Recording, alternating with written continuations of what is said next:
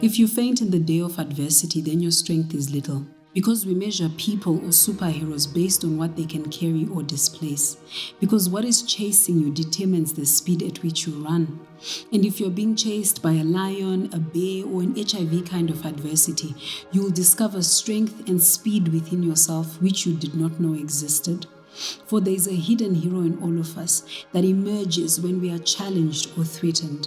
This is the hero that emerged in people living with HIV when it challenged their lives and their very existence, and they were transformed from ordinary people to extraordinary superheroes that were fighting against the supervillain HIV. In its invasion plan, HIV employed the element of surprise. Its threat was detected on impact with very little that could be done to prevent the damage. In its strategic plan, HIV went straight for the jugular, attacking the immune system and immobilizing the defenses of its enemy. HIV made sure that if it did not kill you, then its associates TB or other opportunistic infections would. It decided to be hosted in the blood, which meant that HIV could invade and attack every organ in the human body without barriers or restrictions. It could have decided to be spread in many different ways, but it chose to be spread through sex and intimacy, knowing that humanity would not be able to resist sex, its dominant mode of transmission in reproduction or having children.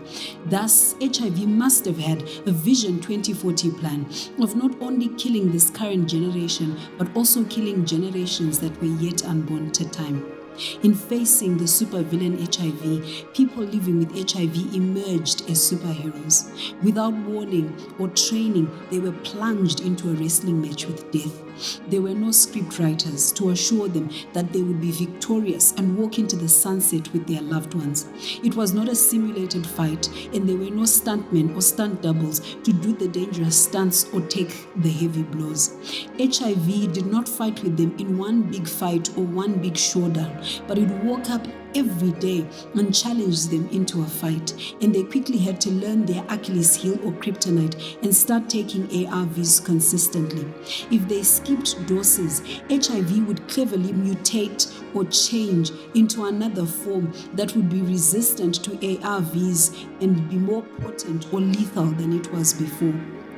While all this was going on, internal struggles were raging on. They were struggling with accepting themselves or having HIV. Some asked questions like, why me? While others struggled with anger, shame, bitterness, sadness, and hatred. Although people living with HIV had been in the ring with death and had emerged as superheroes, no one, including themselves, acknowledged them as super. Society met them with stigma, shame, and discrimination, which led them to develop super surveillance systems with iron suits and armor while hiding in plain sight. This personal and social outcasting created a conducive environment for HIV and its associates to create tag teams. These tag teams of shame, stigma, discrimination, internal struggles, kryptonite, opportunistic infections, and many more were coming together to attack people living with HIV that were isolated and in hiding. In responding to these tag teams of HIV invasion, what would it be like if the superheroes could come together and form a unified offensive against HIV?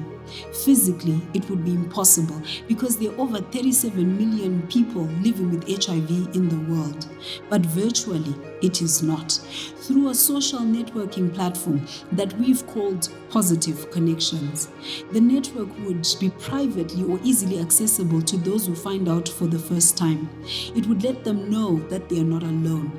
It would allow people living with HIV to support and encourage each other. It would provide knowledge and information to new and existing supers. It would give a platform to organizations that work with people living with HIV to share ideas.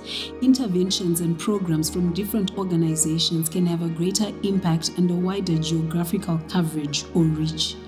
So help me to acknowledge the hidden heroes of our generation. Join or support Positive Konnections today.